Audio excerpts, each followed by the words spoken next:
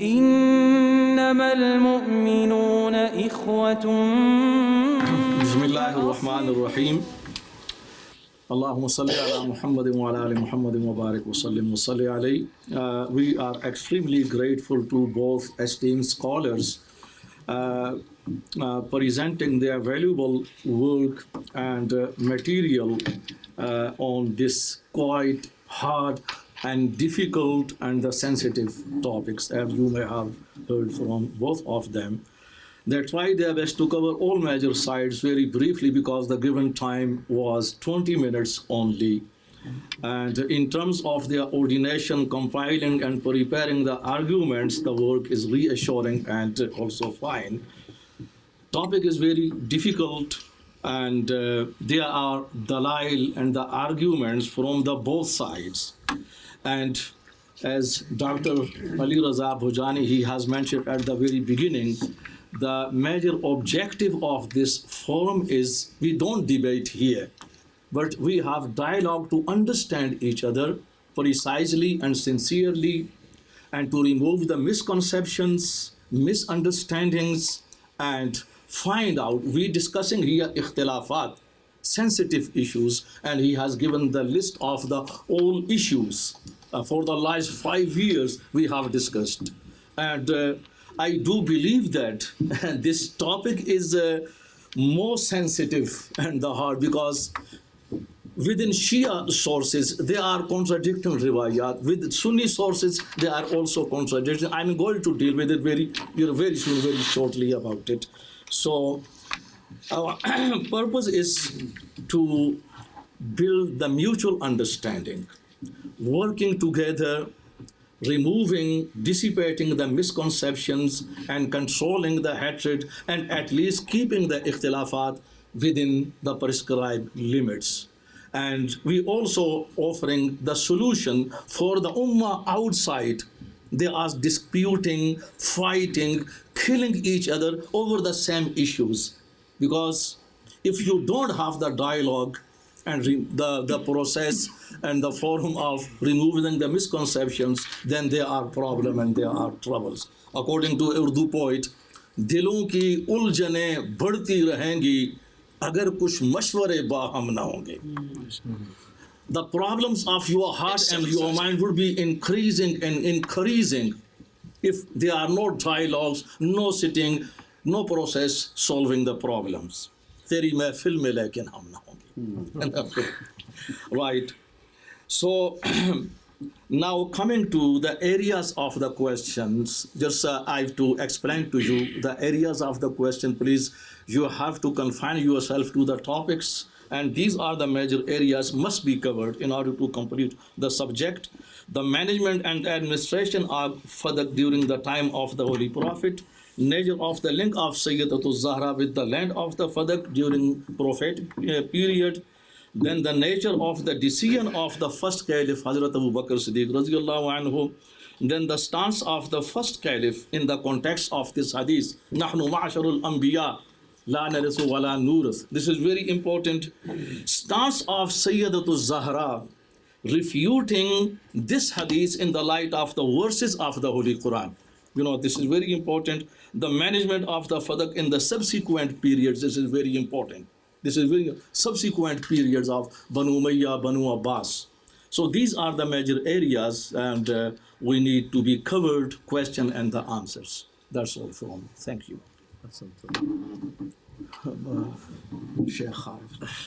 Thank you so much.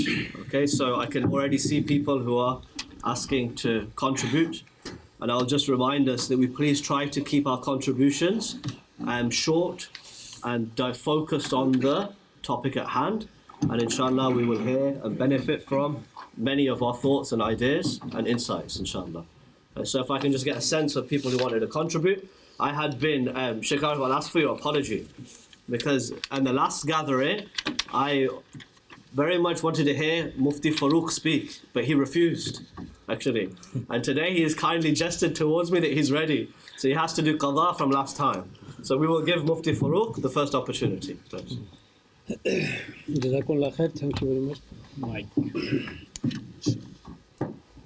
Bismillah ar-Rahman ar-Rahim. الحمدللہ رب العالمین والصلاة والسلام علی اشرف الانبیاء والمرسلین سیدنا و مولانا محمد وعلی آلہ الطیبین الطاہرین المطہرین والصحابۃ المنتجبین ومن تبعہم بإحسان الی یوم الدین. شیخ عارف کریں گے. ہاں Sheikh Arif, would you like to come? Will it be easier? Mufti Saab is going to speak in Urdu, but we will translate, inshallah.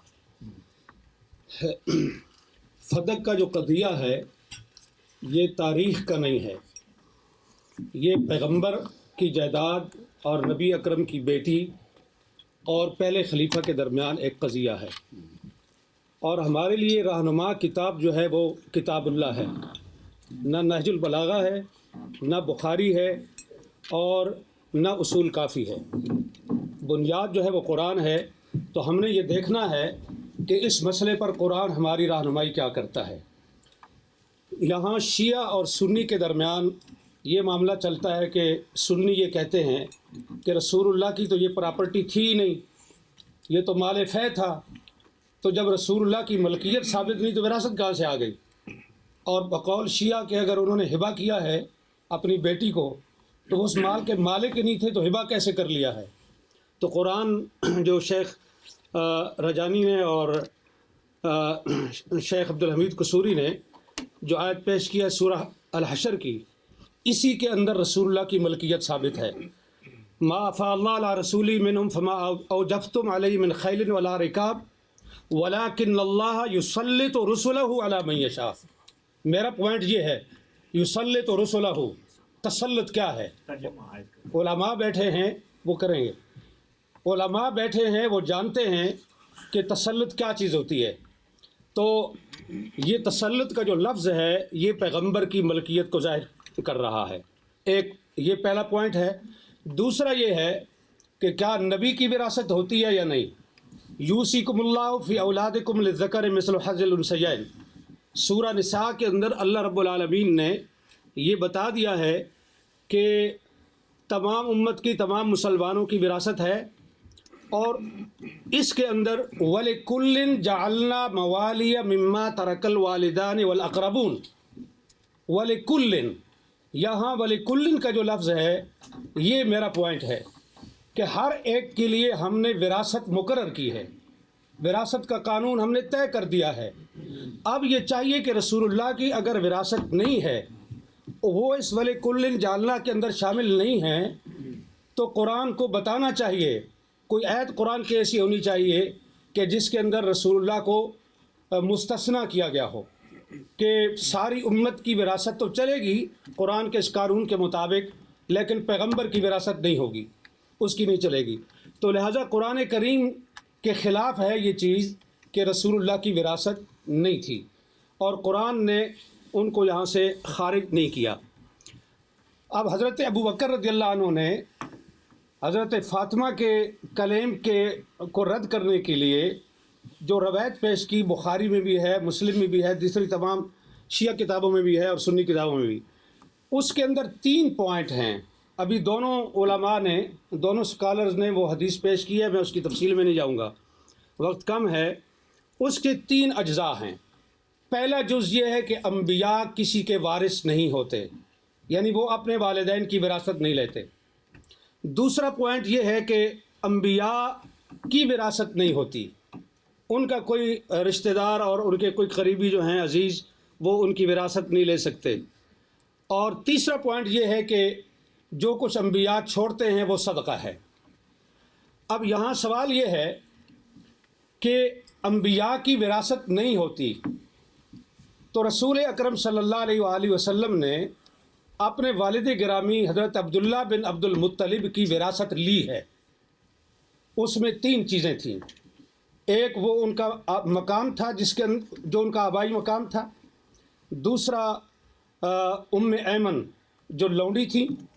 اور تیسری چیز جو ہے وہ تلواریں اور اونٹنی تھی. بعض کہتے ہیں ایک سے زیادہ اونٹ تھے، بعض کہتے ہیں ایک تھے، چلو ایک ہی صحیح، ہم ایک ہی پر اکتفا کرتے ہیں.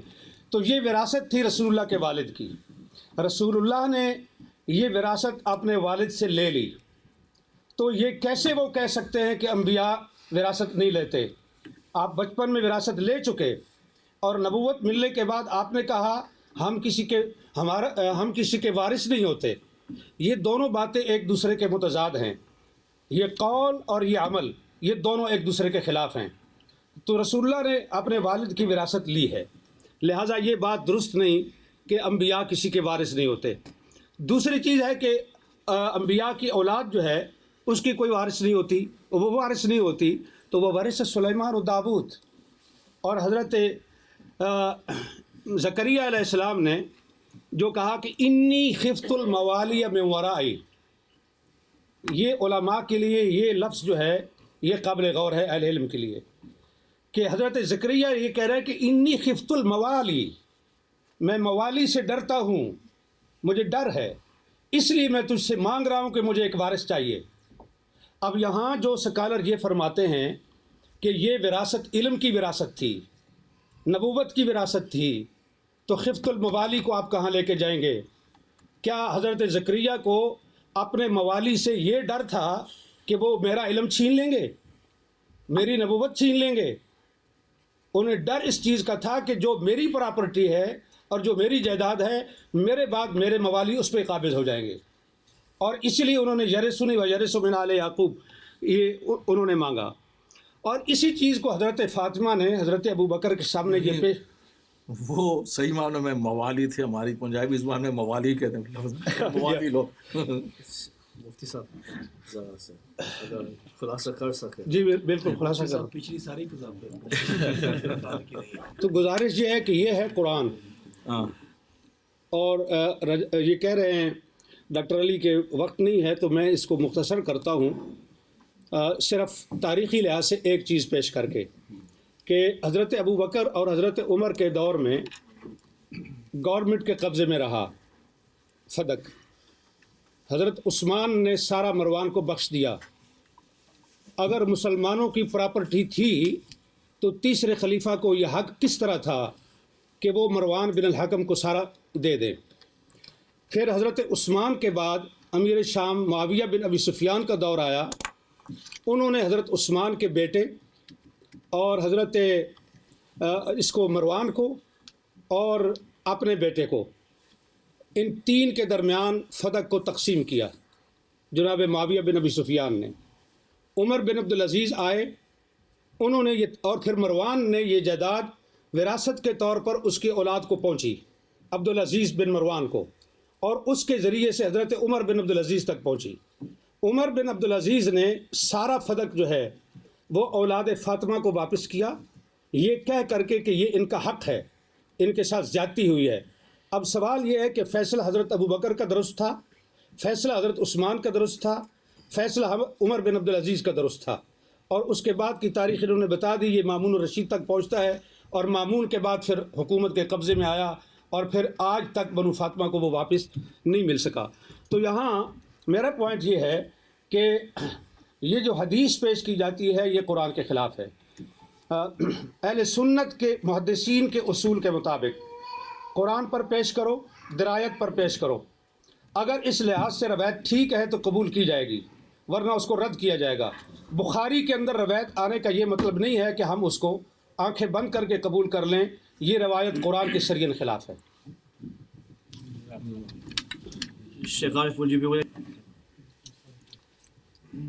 Bismillahirrahmanirrahim.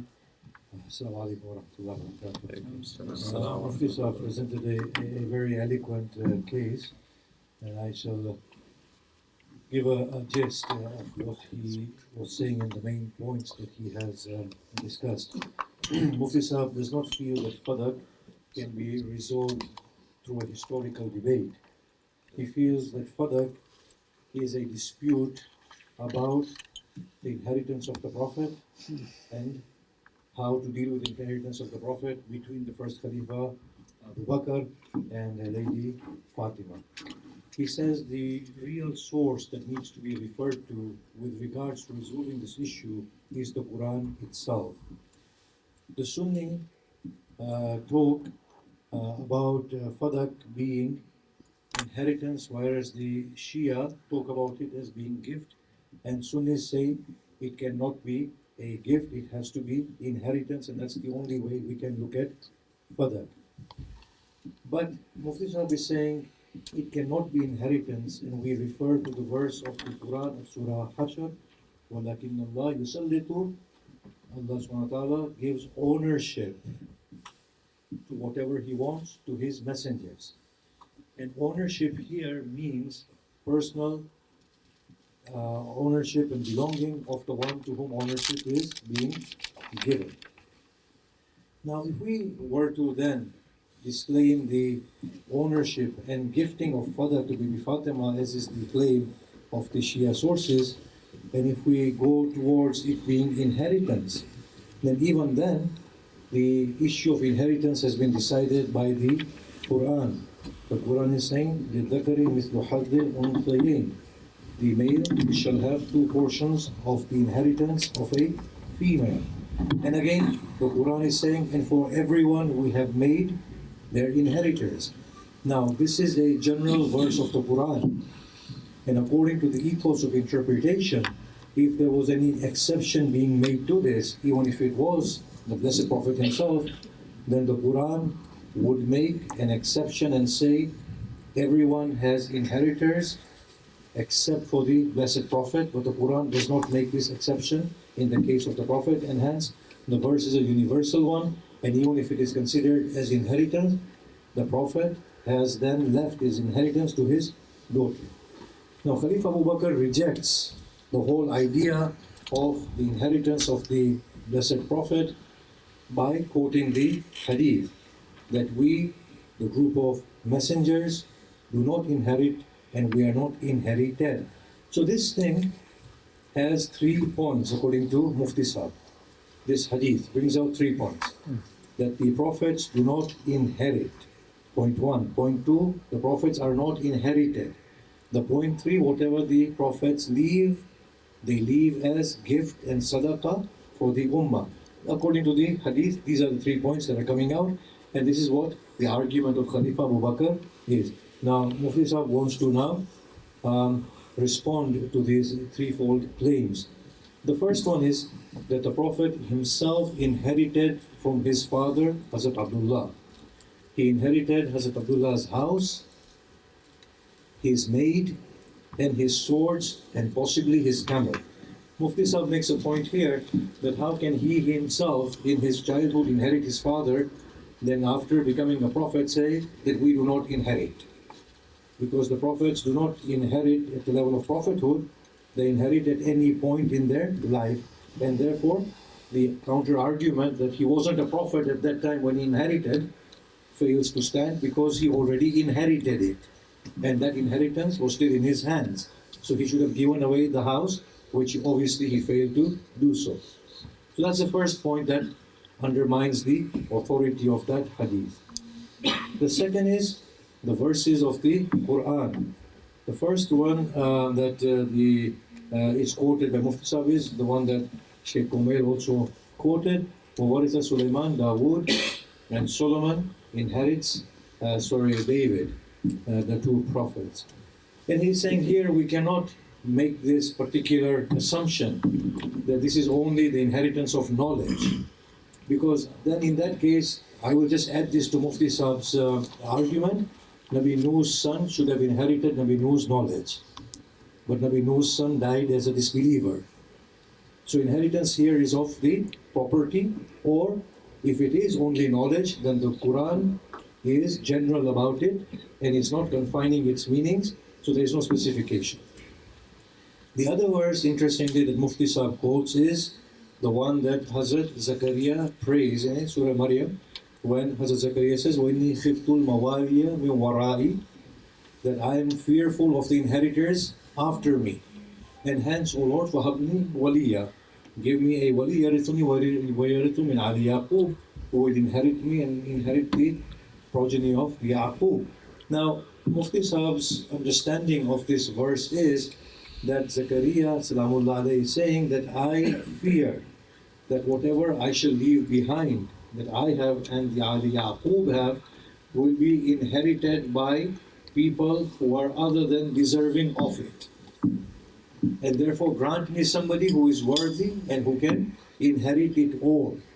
And this possibly is not in the meaning of inheritance of knowledge. The third point of it being sadaqah, Mufti Saab then argues against very forcefully. And he says, well, if it is sadaqah, then Khalifa Abu Bakr and Khalifa Umar dealt with it as sadaqah. Now, when it comes to Khalifa, the third Khalifa, he doesn't see it as sadaqah. He gives it to his family. So if it was indeed sadaqah, and if this hadith was indeed an accurate hadith, then the third Khalifa has gone against the hadith. What Mufti Saab is trying to imply here is that that hadith is undermined and is not accurate at all. Otherwise, the third Khalifa should have known that hadith and should have acted in accordance with that hadith. Anyway, he says, and then in the time of Muawiyah, Muawiyah gives it three ways. He gives it to the son of the third Khalifa, a portion to his own son, and portion to the nephew of the third Khalifa. He says then, Marwan, he considers his own share of Fadak as his own property. And hence, Marwan transfers it as inheritance to his son. And his son then transfers it as inheritance to Umar ibn Abdul Aziz. So here it's seen as inheritance. And then Umar ibn Abdul Aziz gives it back to the children of Bibi Fatima. So the third point is one that Mufti Saab argues against very forcefully, that Khalifa Abu Bakr and Umar consider it as sadaqah as per the hadith. Khalifa Osman considers it as his property and gives it to his relative. Khalifa or Muawiyah considers himself as the authority over it and makes a three-way gift. Marwan sees it as his own property and he is inherited. Khalifa Umar ibn Abdul Aziz sees it as the belonging of Bibi Fatima. So after Khalifa Abu Bakr and Umar, all of them are rejecting the veracity of that hadith. And that is the end of the argument that Mufti Saab has presented. Thank you. Yeah. Okay, so I think it's a very important contribution, so it was worth taking the time over. Now I have to ask people to respect their time and please keep their comments very short. Sheikh Abu Jafar, please. Bismillahirrahmanirrahim. Assalamu alaikum wa rahmatullahi wa barakatuh. I will briefly first concerning the second speaker, Brother Kumail. وآت the القرب حقه. There is a tafsir al-Baydawi. He mentioned that he's aqarib of Rasulullah. It's belong to the relatives of Rasulullah. So al-qurba here, the qurba means the qarabat Rasulullah according to Imam al-Baydawi. This is a point. So the Ahl-Sunnah also, they have hinted about it. Concerning the question of the verse in question, concerning taking of Asra, as has been mentioned by the second speaker, I think there is a verse in the Holy Quran which speaks about the verdict of Rasulullah concerning the Asra. So there was no need of making a, let us say, making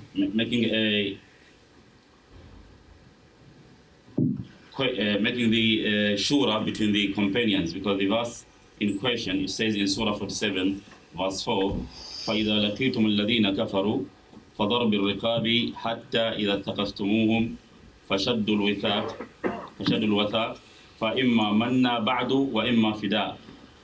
So Allah gave the solution already.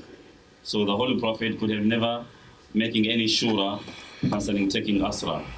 Also in Surah Ad-Dahr, it says, وَيُطْعِمُونَ الطَّعَامَ عَلَى حُبِّهِ مِسْكِينًا وَيَتِيمًا وَأَسِيرًا. So the captive should not have been killed at all, because he's supposed to be taken and given the same food that we eat. So the question that the Holy Prophet consulted the companions, and Omar wanted those captives to be killed, and the verse was revealed to support the verdicts of Omar, I think this is not correct. This is my two our point. Thank you very much. Assalamu alaikum. So, do you want to have a... Very quickly, I'm more interested in primary sources. Baydab is in 7th century, so from where he would be quoting, I would seriously, that's the same like Ibn Maysam al-Bahran, 7th century, that's very late. So I would be more interested to look in the primary sources where this would have occurred. And to the best of my knowledge, there are no primary sources in Sunni literature which could allude to this point. Santo, thank you. Please.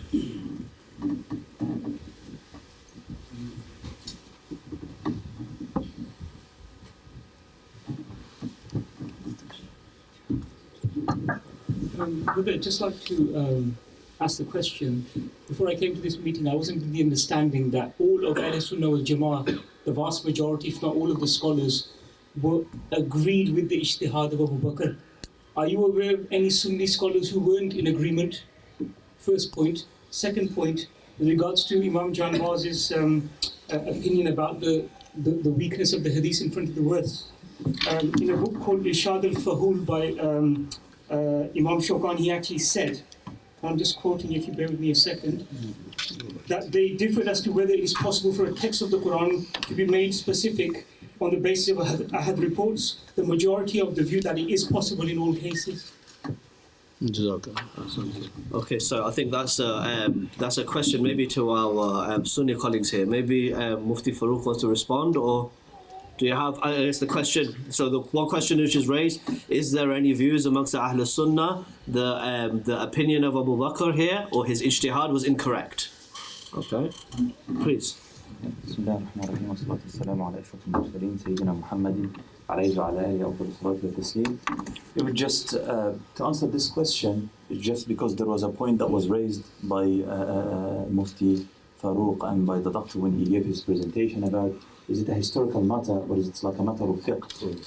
So to answer this question, like if we look at maybe like not very primary sources, but to the fiqh of Imam Abu Hanifa and Imam Shafi'i, when they took this matter as a fiqh matter, not a historical matter, Imam Ahmad and a group of the fuqaha agreed with the decision of Abu Bakr radiallahu anhu. They agreed with the decision from a fiqh perspective because they see that even if the verse says it uses the word taslit, like sallata yusallit, they say it does not mean ownership. It gives authority over something. There's a difference between the ownership when you have the ownership of something that you can manage it and do like manage it according to what Allah subhanahu wa ta'ala asks you to. So Imam Ahmad and some of the fuqaha look at the ownership like from that aspect, that it was the ownership of dealing with it, rather than having so they say that the Prophet Muhammad sallallahu alaihi wasallam, he managed it according to what Allah subhanahu wa ta'ala revealed to him. Imam Shafi'i and Imam Abu Hanifa, and an opinion of Imam Malik, they see that the ownership was an actual ownership. So they didn't argue or talk about the matter from a historical perspective or the authenticity of the hadith or rather, but they looked at it as it was an actual ownership. The Prophet Muhammad sallallahu alaihi wasallam owned it, and he had the right to do whatever he wanted. It wasn't that he was a guardian over it. So from that aspect, from a fiqh aspect, from a legal point, so there was even in Ahl Sunnah there was a disagreement between the four main fuqaha of Ahl Sunnah regarding this matter. But that wasn't my question. My question was, are there any ulama in Ahl Sunnah wal Jama'ah who believe that the ijtihad of Abu Bakr was wrong? Again, that's what I was saying. They didn't argue it from that, like what Abu Bakr did was right or wrong. They argued it because if I say to you that Imam Shafi'i considers the ownership of the Prophet Muhammad sallallahu alaihi wasallam owned it fully, so indirectly that ijtihad of Abu Bakr falls within the Imam of Ahmad ibn Hanbal rather than Imam Shafi'i and Imam Abu Hanifa. So they didn't talk about it directly that his ijtihad was right or wrong, but that was their opinion. So what I'm trying to say, Sayyidina Abu Bakr, he based his opinion based on a fiqh, that it wasn't an ownership of I can give it to the people after me, like it was an ownership of managing, as it was presented. And so that's why he made this argument. So the argument, from my own opinion, it was a fiqh argument rather than just a historical argument. it's a fiqh argument because the history on both sides agrees that this is what happened. Even like because you cannot disregard the hadith in Al-Bukhari that says that Lady Fatima radiallahu anha, she was angry, and at the same time take the hadith that you say that she was happy. If you are going to accept Al-Bukhari as an authority, then you are going to accept both. Yeah, so my point that Yes. the reports coming from Al-Sunnah wal Jama'ah seem to be unanimous, that they agreed with the ijtihad of Abu Bakr, as in they don't believe he committed an act of sin or an act of misjudgment. Again, First thing. Yeah. Second thing, regarding the hadith that you just quoted from Bukhari. So what was the hadith? Can you just repeat the hadith? That you so with there are like different narrations. So in Al-Bukhari there are more than two narrations. So there is one where it says that Lady Fatima was happy and then she just left. And there is another that she was not happy. She even stayed unhappy till she died. Yeah. So what the scholars say is that in answer, if you don't mind, just finish this point. Very briefly, Yeah, please. in reference to this hadith, they say the fact that she was upset. On behalf of hadith, not The fact that she was upset and the fact that she was angry doesn't mean she fell into a category that made her commit any anger that was sinful. So, for example, it doesn't prove the fact that if Abu Bakr walked past her and he said salam to her, she wouldn't have replied. But she was upset, which is obviously her opinion. Yes. But that doesn't mean that she was upset to the level where you cut off relationships with Muslims, because that's obviously haram anyway. Okay, so I think if I could just interject here and then let you Yes. come back. Yeah. So as far as I've understood, I think your concern is to say that look, we're seeing in the literature, and particularly in the hadith literature, as all three of these major contributions have shown us, that there's this tension, effectively between Sahaba, the most prominent of Sahaba, and as Sheikh said, the Ahlul Bayt's position in front of the Sahaba is, stands above the entirety of the Ummah and the Sahaba. But I think the brother's question is, okay, we have this clear evidence of disagreement. Okay, it doesn't suggest, in the view of the Ahlul Sunnah, okay, that this confers a sin, okay, upon either or of those parties. Now, it does seem to me that is the position of the Ahlul Sunnah. Okay, I don't know if that's the point that you're driving home here. I mean, I just want to make the point that from within Sunnism, it seems to be, from what I know, the only opinion that seems to be emanating. And obviously the principle behind it is that they don't regard Abu Bakr as being unjust because of that. Sure. Okay, so I don't think we've got to the question of the justice of this or not. Yeah, the question so far has been about the disagreement. Okay, and actually also the relationship, which was your other question, so maybe I'll broaden it back out, is the relationship between the Quran and Hadith. Okay, so maybe here I'll let Dr. Khalid come in. Bismillah ar-Rahman ar-Rahim. Let's try to understand this problem in its proper perspective. To Ahlul Sunnah wal Jama'ah, this dispute between the first Caliph and Sayyidah Fatima al-Zahra, this is the problem which is the internal problem, home problem. To Ahlul Sunnah wal Jama'ah, I'm talking the perspective of. And between the two elders of Ahlul Sunnah wal Jama'ah, this is the approach, right? So in this way, many ulama, they are on the side of the first caliph from Ahlul Sunnah, and also some Ahlul Ilm with the side of Sayyidatul Zahra.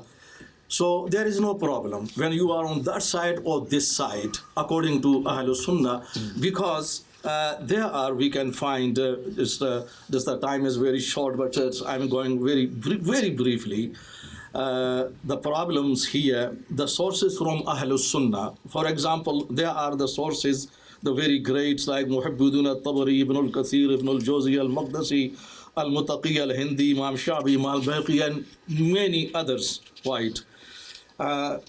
They asserted that the Sayyidah Fatima, and she was satisfied, she was angry at the very beginning. Later on, she was visited by the two elder, Hazrat Abu Bakr and Hazrat Umar, both of them. And the first caliph, he had assured her that, and he was obliged to provide her all rights she used to receive at the time of her father. And then she was satisfied. When she died, and the prominent Sahaba, including Hazrat Abu Bakr, Hazrat Umar, they participated in his funeral. Funeral was led by Sayyidina Ali. According to another narration provided by Ahlul Sunnah, the funeral was led by Hazrat Abu Bakr Siddiq by the insistence of Imam Ali. This is one side, for example. That's why I said there is a problem. The other side... Which was the earliest source? The earliest source for this? From the earliest source, this is Imam al-Bayhaqi, Imam al-Shabi, right? And al-Muttaqi al-Hindi from Kanzul Amal from the early sources, right? The other sources from the, briefly, from the same school of thought, Ahlul Sunnah, Fatima al-Zahra, she was not satisfied, like Imam Bukhari, and he quoted this hadith, and she was dissatisfied. And when she approached, this is very important, the court of Hazrat Abu Bakr radiyallahu anhu, and he defended his position by quoting hadith, "Nahnu ma'asharul anbiya la narithu wa la nurith." That was not ijtihad. Dr. Dalawar Khan is asking about ijtihad. Hazrat Abu Bakr Siddiq, he never made ijtihad according to this riwayah. The problem is that the question is not directing towards the position of Hazrat Abu Bakr Siddiq. The question is, this hadith is attributed to Hazrat Abu Bakr Siddiq according to, is this attribution is right or wrong? This is another problem. So there is no the matter of ijtihad. So he clearly quoted hadith. Sayyid Fatima al-Zahra, according to these sources, they are very important sources. Muhaddith al-Johari, according to Imam Bukhari, Imam Muslim, Abul Faraj Asfahani, Muhammad ibn Asir al-Shafi, many others. There is no time to, going through the list. The problem is that according to these sources, Fatima al-Zahra, she refuted the stance of the first caliph by quoting the verses from the Quran just quoted by Mufti Farooq Sahab, and no need for, according to these sources. And then apart from Al-Bukhari, the remaining resources they don't mention, and she was angry permanently till her death, except Al-Bukhari. The rest of they never mentioned.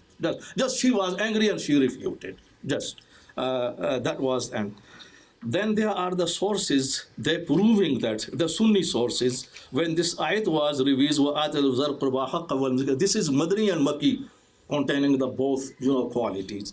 Then Nabi alayhi salatu wasalam, he called his daughter Fatima and he gave her al-Fadak, right? According to all these respected Sunni sources, there are Tafsir Khazin, Tafsir al-Salih, Ibn Jarir al-Tabari, Imam Suyuti, Tafsir Dure Mansur, Tafsir Fatul Qari, Tafsir Mazhari, etc. So this is the problem. As you mentioned, the problem within the Shia sources, well, some Shia sources, Ibn al-Hasam, Ibn Maytham and some others, they are on this side, and she was satisfied. So the major point is that we have to concentrate on the stance of Hazrat Abu Bakr as has been attributed to him, and the refutation from Sayyidat al-Zahra basing on the Quran. For example, this hadith is contradictory to the verses of the Quran. Suppose even if Sayyidat al-Zahra, she never mentioned any of these verses of the Quran. She just refuted, no, you are wrong, Khalifa, you are wrong. And she never said anything else. Still for us problem today. When we're going through the Holy Quran, question is still there, contradicting this hadith and this stance. Wise. So that's why what I said at the very beginning, this is the conclusion, within Sunni circle, we take this problem as the dispute between our elders. Two elders, mom and father. Sayyidat al-Zahra highly regarded as Sayyidat al-Nisa. Hazrat Abu Bakr Siddiq as Khalifa al-Rashid, highly. So there is no problem within Sunni circle. And if we believe the stance of Sayyidat al-Zahra, this is more strong because of the verses of the Quran comparing to the position of Khalifa Abu Bakr, because we have done the same with the remaining Sahaba. For example, we prefer the opinion of Hazrat Ibn Umar over the opinion of his father Umar bin Khattab on the issue of Hajj Tamattu. And the opinion ijtihad of Hazrat Umar was rejected in favor of his son Hazrat Ibn Umar. And the ijtihad of Hazrat Abu Bakr was rejected in favor of Hazrat Ubay bin Ka'b ibn Masud. This is on the record, right? So this is very common we have done. Ijtihad of Ibn Abbas is preferred over many other Sahaba. Ijtihad of, for example, many Sahaba preferred over other Sahaba. So the position of Hazrat Umar Farooq Raziyallahu Ta'ala anhu being as Khalifatul Rashid had never been degraded by preferring the opinion of his son over him. Dr. Rawat Sahib, because there are many other people, according to the rules and the regulations, you should wait and be patient. Be patient. And that's all from me. This is no problem for Ahl Sunnah wal Jamaat. The problem is from Ahlul Shia, because this is very serious problem. When we debating with each other, then this is a big problem. Thank you. Okay, I'm going to bring in some other voices. I promised Sheikh Arif he was going to he just gave a translation, and we've sidelined him. So please, and then I'll bring some other voices in, inshallah. And we only have a few minutes left as well, actually. Yeah, thank you. Now, I want to point out three things to both of you gentlemen, and thank you very much for wonderful contributions and beautiful, mature gathering. And then maybe draw attention to something else. So the decision of Khalifa Abu Bakr and the whole of this issue is based on 3 points.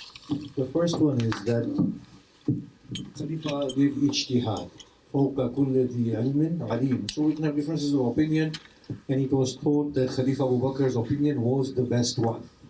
Now this verse is obviously referring to Allah. فوق كل ذي علم عليم. Alim is only Allah, not a human being. That's the first thing we need to be mindful of. The second thing is that in that case, the third Khalifa said, my ijtihad is better than Abu Bakr's ijtihad. Can you see this?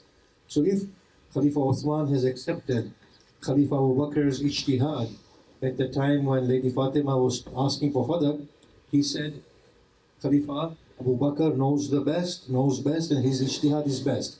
But when it comes to his own time, he rejects Khalifa Abu Bakr's ijtihad. So that point 1 doesn't work as a justification for me. First, the verse is about Allah, and secondly, the one who accepted it after 20 years rejects it, or after 15 years rejects it. The second argument about the hadith. Now obviously the ulama have pointed out that Khabarul Ahad cannot undermine the Quran. Here it is not. It is a question of not only takhsis, which people say that it's doing takhsis of the umumat. It is actually rejecting the verse altogether because it is going against a clear verse of the Quran. لِلذَّكَرِ مِثْلُ حَظِّ الْأُنْثَيَيْنِ. So this is not takhsis. The takhsis is when something is removed that is not in the Quran. This is actually removing the extension that the Quran is mentioning very clearly. So the hadith is in conflict with the saraha of the Quran. So according to the law of diraya, of a hadith, we need to reject this hadith flatly. That's the first thing. The second thing is this, that if this hadith was there, then why didn't Bibi Fatima know about this hadith? If the wives of the Prophet understood this hadith, then why didn't the Sayyidatu Nisa'il Alameen, who is living with the Prophet, who has grown with the Prophet, who has seen the wahi coming to the Prophet, who has heard the Prophet speak, why doesn't she know of this hadith? So again, it's problematic on that front as well.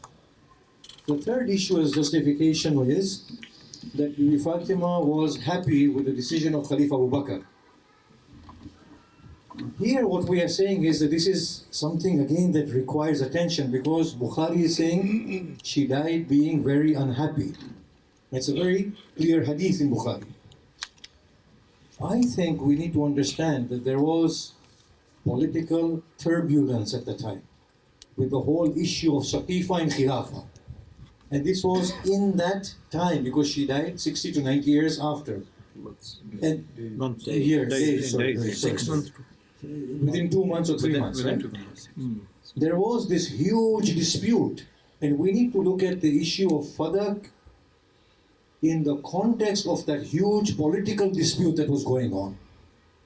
And there is something far more to Fadak than what is being offered from its historical perspective in isolation of that political dispute. You have both quoted verses of the Quran and later historical sources. But immediately what we do know without fail is that there was a dispute over Khulafa. And in the context of the dispute of Khulafa comes Fadak. So I'm just saying and asking the ulama to rethink this issue from the perspective of the dispute of Khulafa. Thank you. Would you like to comment, Sheikh? I think there is a question. Bismillah ar-Rahman ar-Rahim. First of all, thank you for correcting, Sheikh. This verse is about Allah subhanahu wa ta'ala. And secondly, I didn't understand if there is any question, to be honest. No, there was no question. Only just comments. making comments. Yes, only comments. So I think it's a very good advice that the matter should be reconsidered in the context, particularly the environment. It was happened soon after. So you cannot take that out, of course. But again, I will focus on that one particular thing. If in the same book, two things, one refer to the dispute and other refers to the solved matter, I will follow the solved matter, because that's as my friend also, my brother has also said, nothing to do anything today in our life. So the matter has settled and has finished. So we pray that may Allah subhanahu wa ta'ala be pleased with all of them, inshallah.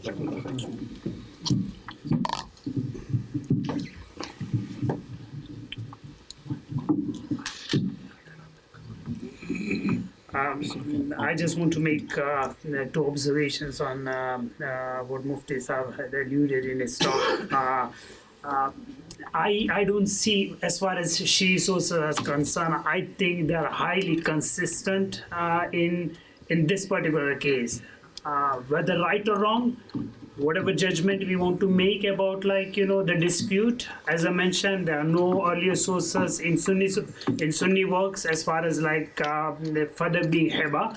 So, but one thing which Shia sources are highly consistent is there's no dispute that Fatima claimed her ownership and she disputed the position of the first caliph. That remains completely consistent.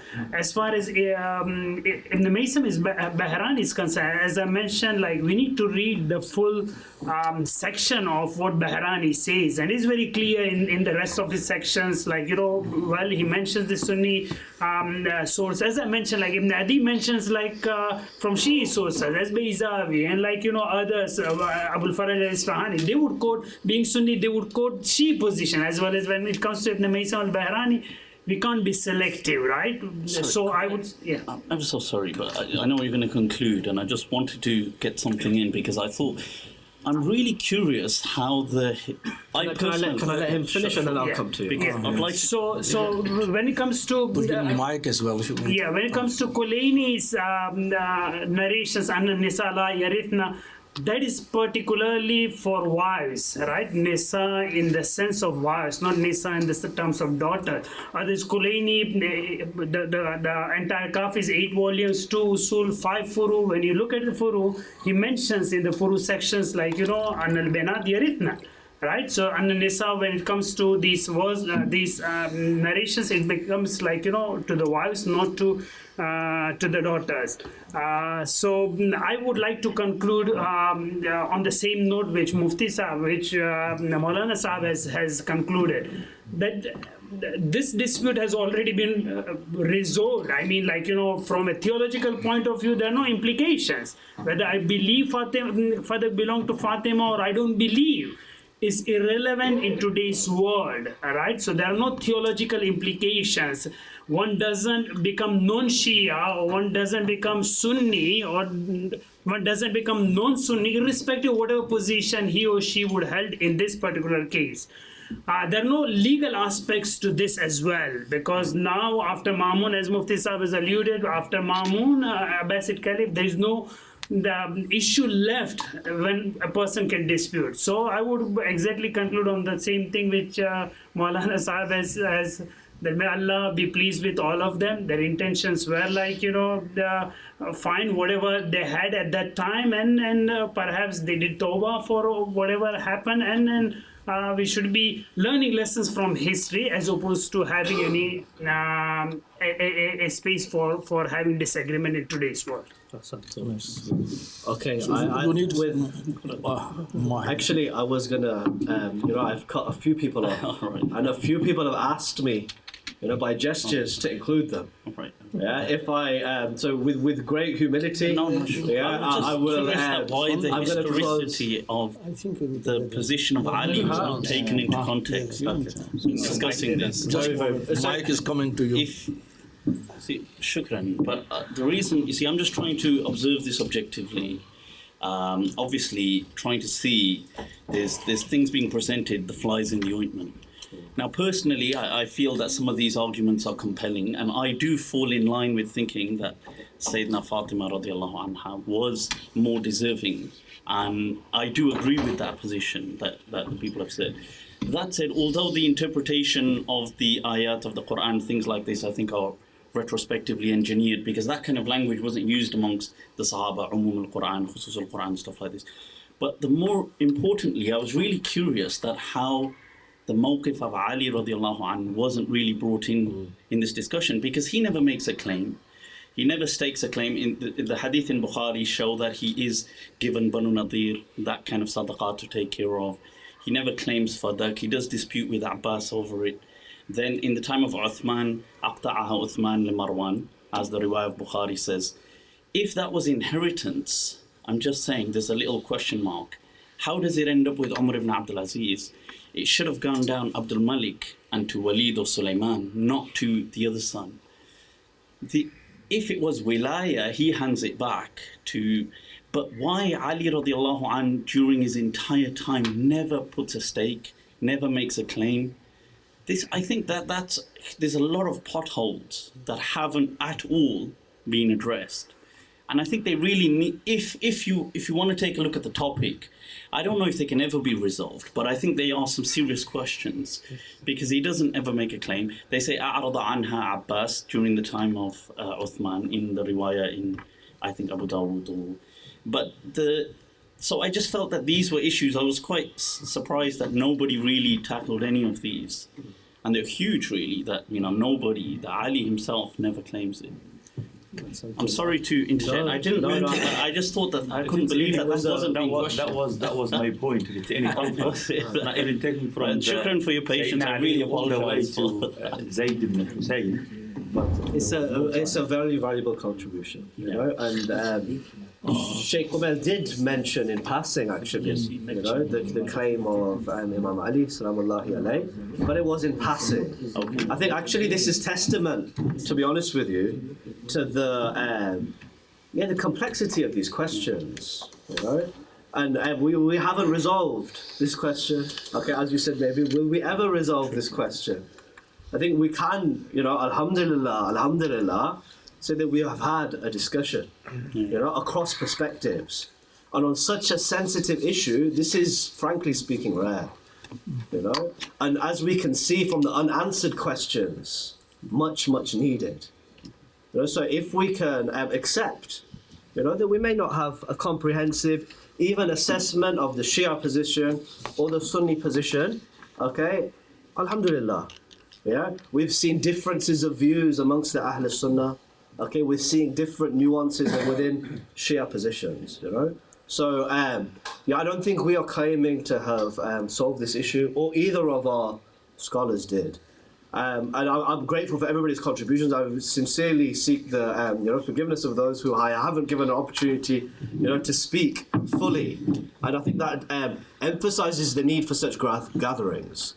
But it's my job to just close, because we've gone beyond the time, actually, that was allotted for this discussion.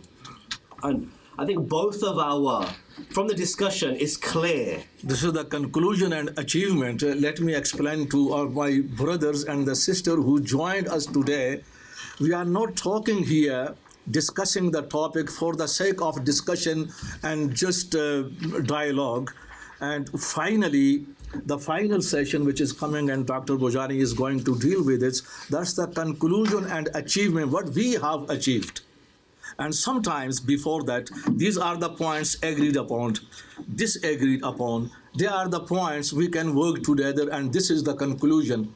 And now today, and you would see the conclusion and the achievement, what we have achieved as a result of discussion on this sensitive topic. Yes, thank you. So, even a humble conclusion, very humble conclusions of what we've achieved. You know, there's, both of our speakers said very clearly, okay, that it doesn't, in their view, okay, this issue has no theological implications, doesn't have any issues related to the aqa'id.